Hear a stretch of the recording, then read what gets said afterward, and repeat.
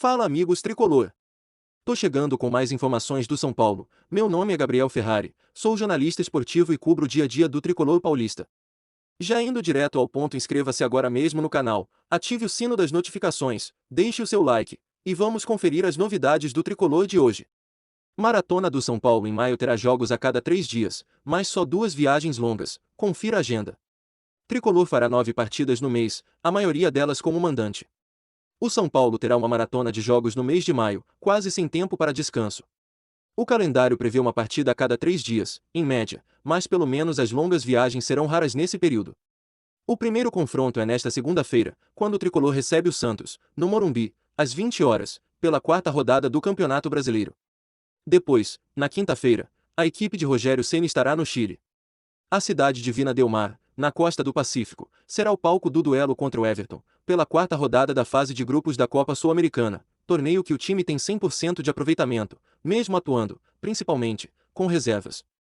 A segunda viagem será justamente para o jogo seguinte, e vai obrigar o São Paulo a quase que atravessar a América do Sul de ponta a ponta. No domingo, só 3 dias depois do jogo no Chile, o tricolor enfrenta o Fortaleza, no Castelão, pela quinta rodada do Brasileiro.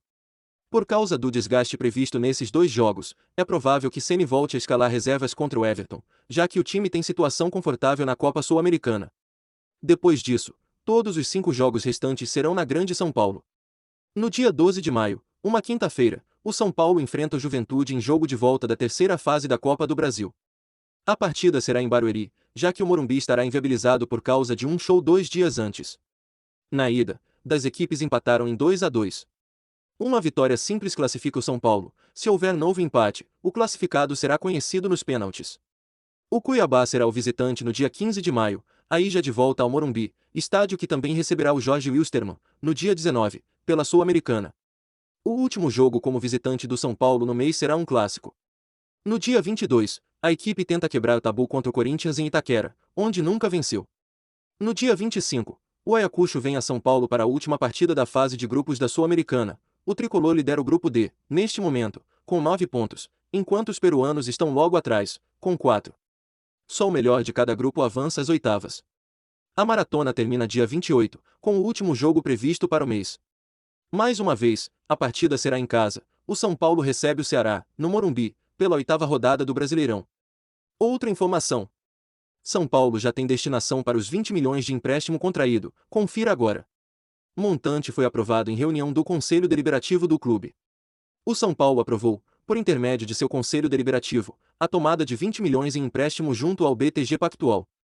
Na ocasião, 155 conselheiros votaram a favor da iniciativa, e apenas 55 votaram contrariamente. A quitação do valor será feita de maneira parcelada, e o clube ofereceu como garantia a cota de televisão do próximo Paulistão. De acordo com o diretor de futebol do tricolor, Carlos Belmonte, a destinação do valor milionário será a de sanar os pagamentos atrasados do elenco. Apesar de o clube garantir que está em dia com os vencimentos seletistas, há considerável atraso com relação a dívidas contraídas perante os jogadores durante a pandemia. A confirmação da destinação foi feita no programa Mesa Redonda, da TV Gazeta. Outra notícia. Belmonte explica a divergência de valores referentes à compra de Rigoni. O diretor de futebol do São Paulo, Carlos Belmonte, explicou a divergência de valores referentes à compra de Emiliano Rigoni, no ano passado. O tricolor investiu 2,9 milhões de euros, 15,1 milhões de reais, para ter o atacante argentino, mas, de acordo com o balanço financeiro divulgado na última semana, o atleta teria custado 22,6 milhões de reais. Muitos torcedores questionaram a diferença entre o valor publicado na época da contratação de Rigoni, para a quantia apresentada no balanço financeiro do São Paulo, se preocupando com o real investimento feito pelo clube, para contar com o atacante. Belmonte disse: "O que está no contrato é 2,9 milhões de euros. Pagamos 500 mil euros no ano passado, temos 2 parcelas de 600 mil euros nesse ano, uma que vence em julho e outra em dezembro, e mais outras 2 que vencem em 2023, disse Belmonte em entrevista ao Mesa Redonda, da TV Gazeta. Além dos 2,9 milhões de euros, 15,1 milhões de reais, o São Paulo tem de desembolsar valores referentes ao mecanismo de solidariedade, para o clube formador de Rigoni, entre outras taxas de movimentação bancária.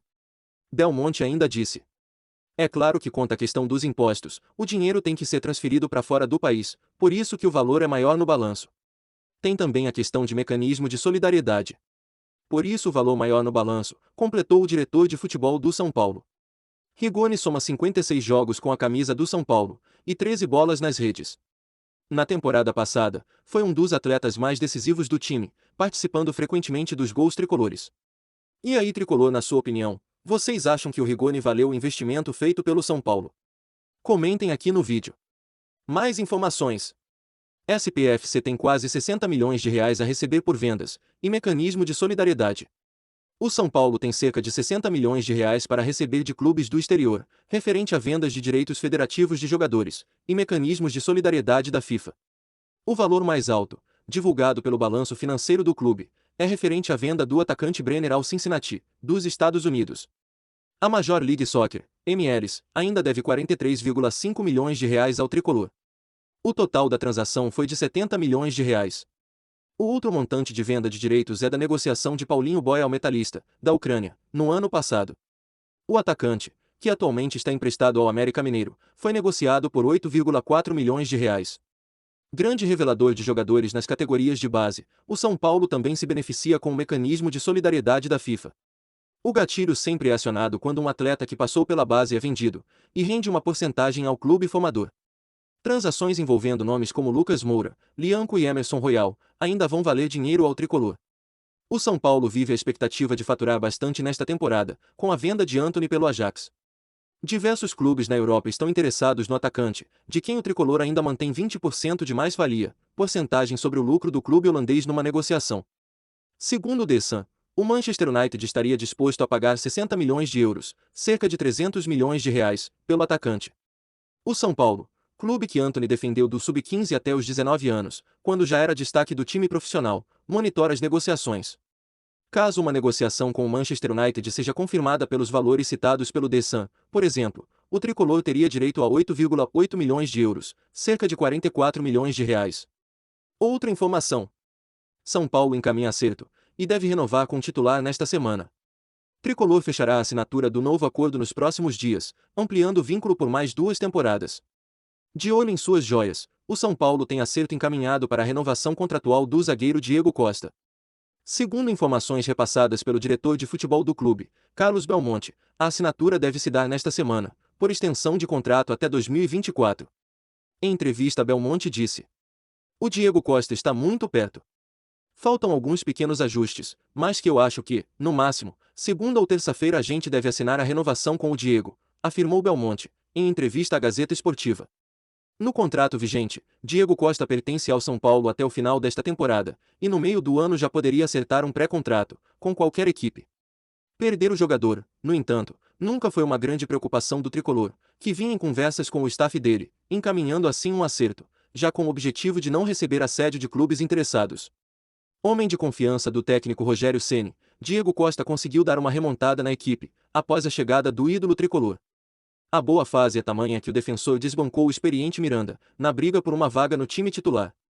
Na atual temporada, o jogador de 22 anos aparece com 17 jogos realizados e um gol anotado, ficando fora de apenas 8 embates que o São Paulo já fez no ano. Versátil, o atleta se destaca pela possibilidade de também poder atuar como volante.